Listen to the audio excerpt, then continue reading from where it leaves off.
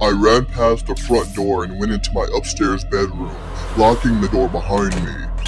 I could hear her bare feet running across my tiled floors.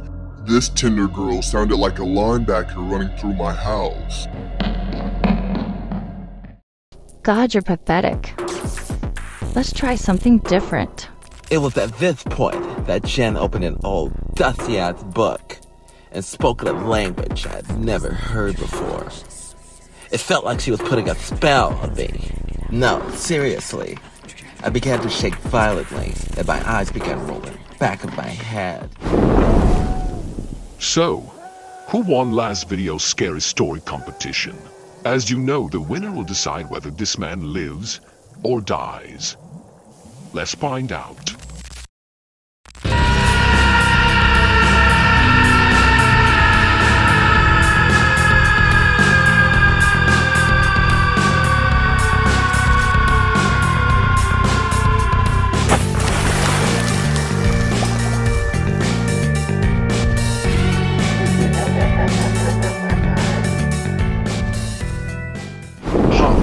Looks like he just took a nice, relaxing acid bath.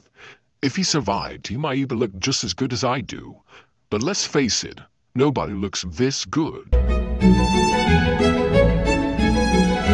But enough about my new look-alike. Who's next? The horror's just getting started, and I'm itching to see some fresh blood. We've got another real victim at our disposal. This man has been accused of killing sharks and selling dorsal fin cookies down in Pearl City. What do you have to say for yourself, you piece of shit? It wasn't me, I promise. Yeah. We've already got 2 viewers ready to fight for your fate. Let's get started.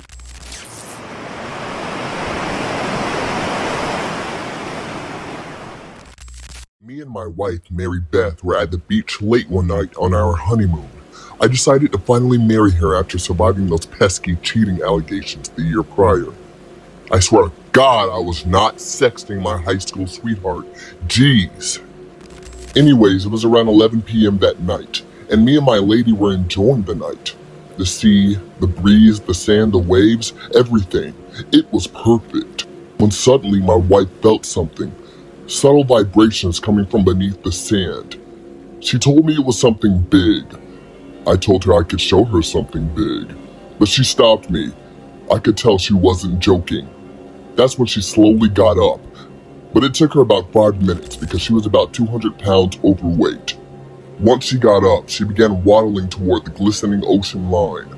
I asked her what was going on, and she said, Something is coming. I laughed and said I liked the sound of that, but she ignored me.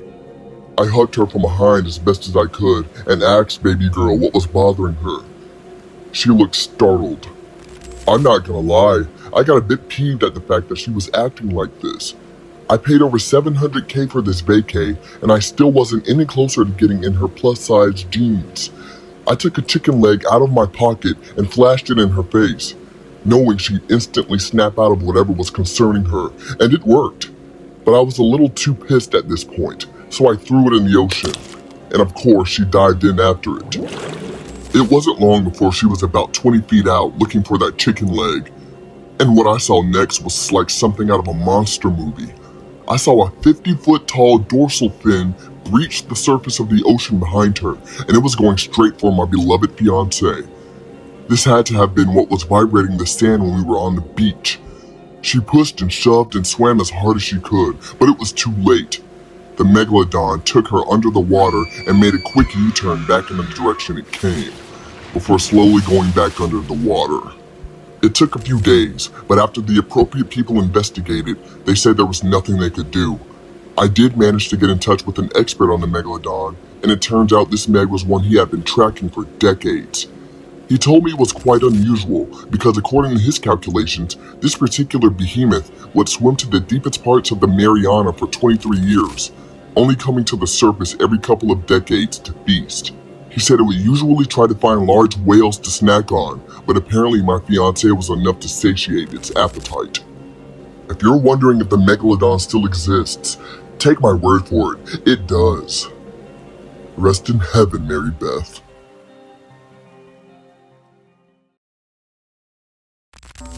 Eaten alive by a Megalodon? Ha ha ha ha. What a way to go. Let's see if the next real story, real victim can top that disaster. Round 2. Don't hold back, or you'll be next.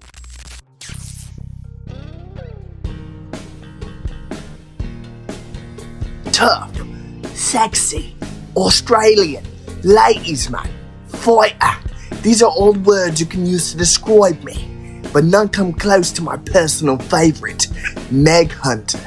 That's right, for the past 39 years I've been hunting Megs. I've always gone against the idea that they were extinct, and found my hypothesis to be true on a cold dark night at sea back in 1989. I was on my yacht, cruising with about 5 of my finest women, laughing, drinking, kissing and touching. When suddenly, I briefly saw a dorsal fin about 50 feet tall pierce the top of the ocean surface. Let's say about 1 mile out. Understanding what this meant, I remembered one gal had cut her finger on a piece of wine glass, so I threw her in the ocean, knowing the Meg wouldn't give up a free meal. It took all of 2 seconds before the poor gal was swallowed whole. That's when I decided to get my gear and jump in after it. When I got out of the water, I saw the Meg was already about 30 feet ahead of me. Fast bastard, that fish, but on faster. I started moving tail like semen to an egg, and eventually I got right up on the fish. I grappled onto the fish with my grappling hook, so I could maintain speed on account of its salinity. I could hear the faint screaming of the gal inside the fish, probably around the middle of its stomach area. Believe it or not, this fish was about 1 mile long. I forgot to mention, I'm a shark talker, so I am able to communicate with sharks directly in their native tongue. Let's call it Sharklish. Anyways, as we're swimming along, I asked it politely to spit out me gun. I only used her as a ploy to get itself to reveal itself to me. The big bitch told me to fuck off. I punched it in his blubber and said it again, and it said fuck off even louder. So I punched that big bitch right in his flesh 3 times to let him know I wouldn't get rid of me that easy.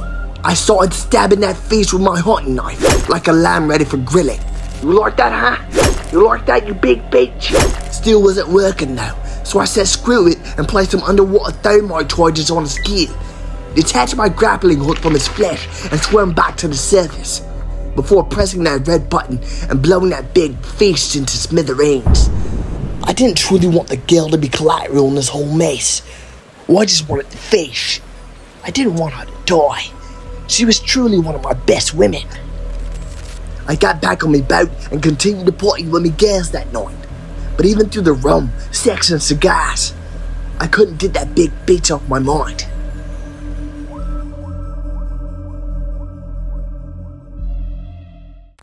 If you don't believe the Megalodon is still alive after those 2 terrifyingly true stories, then you're utterly pathetic. Let me guess, you also believe that WWE is fake. Whatever, let's see who won this terrifying competition.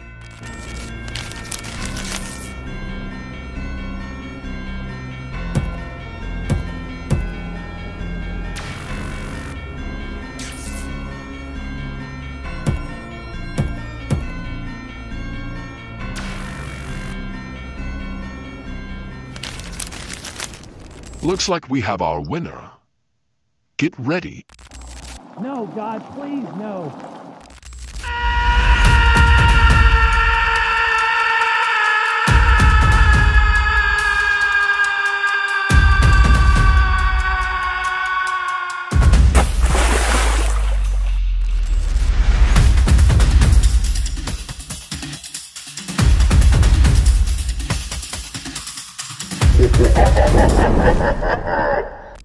Well then, story number 1 wins.